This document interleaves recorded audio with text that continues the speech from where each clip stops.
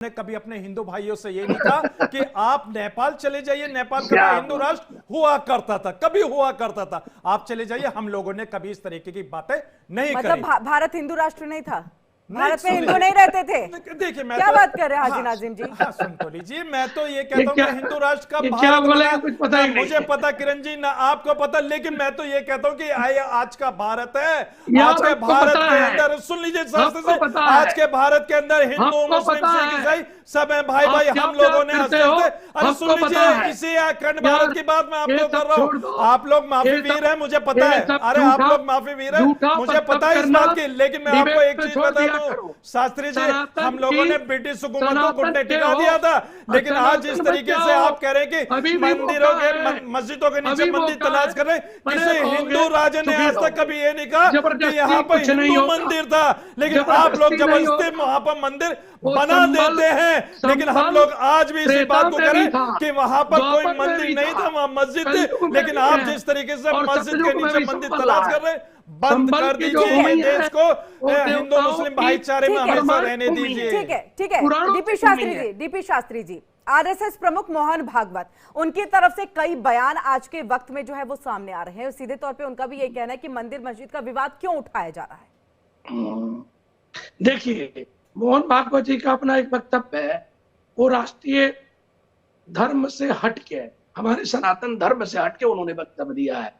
वो बीजेपी के लिए दे, कांग्रेस के लिए दे, सपा के लिए दे, किसी पार्टी के लिए अपना दे, उससे सनातन का कोई हिसाब किताब नहीं बनेगा। सनातन का एक सिद्धांत है, शंकराचार्य जी साधु संत समाज उसको खंडन किया है ना, इसीलिए खंडन किया है कि सनातन एक ऐसा हमारा आज के डेट में प्राचीन समय से, जो आप देखिए अगले वर्ष में 40 करोड़ लोग स्नान करने जा रहे हैं महाकुंभ में, और हम सब लोग स्नान करेंगे, पूरे विदेश में उसका संदेश जा रहा है। ये सनातन की धरोहर है। ये कह रहे हैं भाई मानते हैं, अरे यार कब भाई माने हो? अब भाई माने होते तो हाल ही नहीं होता, इतने हिंदुओं को पलायन होना, इतने लोगों को मारना। औरंगजेब के जितने भी वंशज हैं आज वो रिक्शा खींच रहे हैं और ये कर रहे हैं। योगी जी कह रहे हैं, क्यों कह रहे हैं? क्योंकि जहाँ सत्य नहीं है, धर्म नहीं है, ईमान नहीं है, उस चीज को आगे क्या होगा? आप किसी की संपदा लूट लोगे, किसी की संपत्ति ले लोगे, वो कितना दिन लेके रखोगे? कभी ना कभी सच्चाई आएगा, धर्म आएगा, युग आएगा, कालखंड का उदय होगा। कभी आप चित्रकूट गए हैं? अरे भाई सुन लीजिए, चित्रकूट गए हैं, अभी आपने औरंगजेब रहमतुल्लाह अलैह का नाम तो लिया। अरे सुन लीजिए, अभी मैं आपको सुन रहा था, आप सुन लीजिए, चित्रकूट गए हैं, चित्रकूट जाके देख लेना। औरंगजेब रहमतुल्लाह अलैह ने 13 एकड़ जमीन दी थी बालाजी मंदिर बनाने के लिए, अपने याददाश्त से तरोताजा कर लेना। और दूसरी बात और बता दूं, औरंगजेब रहमतुल्लाह अलैह के टाइम में भारत सोने की चिड़िया था, और हमारे हिंदू भाइयों की आस्था जिसे कैलाश मानसरोवर कहते हैं, जो आज चाइना के अंदर वो औरंगजेब रहमतुल्लाह अलैह ने चाइना से लेकर भारत को दिया था हमारे हिंदू भाइयों की आस्था को।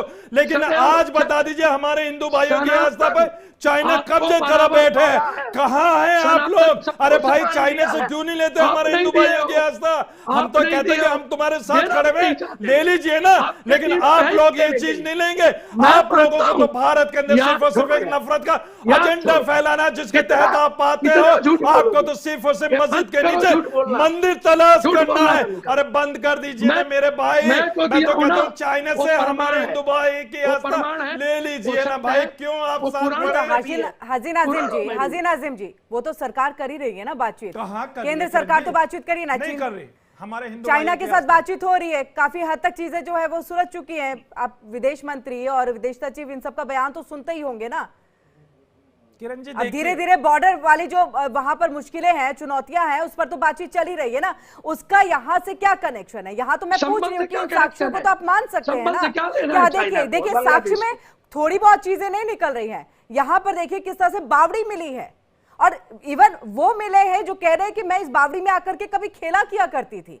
आप सोचिए उनकी तकलीफ, उनका दर्द, उनकी बातों को, और उसको इस तरह से मिट्टी में पूरी तरह से ये दबा दिया गया। ऐसा क्यों किया गया? अगर आप भाई भाई और इसकी बात कर रहे हैं, सौहार्द की बात कर रहे हैं, तो ये नहीं होना चाहिए था ना। भले ही वो मुस्लिम बहुल इलाका हो जाता, लेकिन इन सब साक्ष्यों को आप सामने रखते। हाँ देखिए किरण जी, जिस तरीके से साक्ष्य की बात आप कर रहे हैं, तो देखिए साक्ष्य अगर आप देखेंगे तो हमारे कहीं ना कहीं आपको पूरे भारत के अंदर खुदाई में मिलेंगे। और जिस तरीके से आज आप बावड़ी की बात कर रहे हैं, तो क्यों मिट्टी के अंदर दबा करके आप सीधे सामने रखते हैं ना?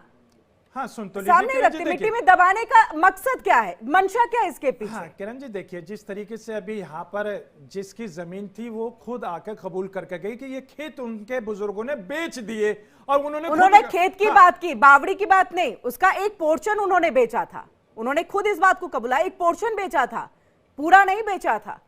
अब देखिए किरण जी, देखिए उन्होंने पूरा बेचा था या एक पोजीशन बेचा था, देखिए मैं तो ये देखिए आप अभी उन्हीं को आधार मान करके आप अपनी बात को रख रहे थे। अभी मैंने कहा है तो आप उस पर फिर अलग सुन तो लीजिए। मैं ये कह रहा हूँ कि देखिए जब वो बेच के चले गए, उनको ये नहीं पता कि वो खुद कह रहे कि मुझे नहीं पता ये कहाँ है कहाँ नहीं, वो खुद कंफ्यूज हो रहे। तो इस बात का जो मुद्दा है सिर्फ और सिर्फ यह है कि संभल के अंदर जितनी भी जमीनें हैं वहां पर रहने वालों की, चाहे हिंदू भाई हो या मुस्लिम भाई हो, लेकिन यहाँ पर अब मुस्लिम कम्युनिटी की तादाद ज्यादा होने की वजह से हर मुस्लिम इलाकों में मंदिर को तलाश करा जा रहा है, और ये कहा जा रहा है कि देखिए मंदिर प्रकट हो गए। भाई मंदिर कैसे प्रकट हो गए? ऐसी कौन सी ऐसी टेक्नोलॉजी है जहां मंदिर प्रकट हो रहे? हाँ, मंदिर का अस्तित्व है, हम मानते हैं, लेकिन मुस्लिम समाज को आप लोगों ने खत्म करने की कोशिश की। देखिए छेड़छाड़ नहीं, मिट्टी में दबा दिया, इससे ज्यादा छेड़छाड़ क्या करेंगे? हाँ ये अलग बात है कि तोड़ा नहीं गया, लेकिन आपने उसको मिट्टी में दबा तो दिया ना, उसके ऊपर आपने अपना ढांचा खड़ा कर लिया।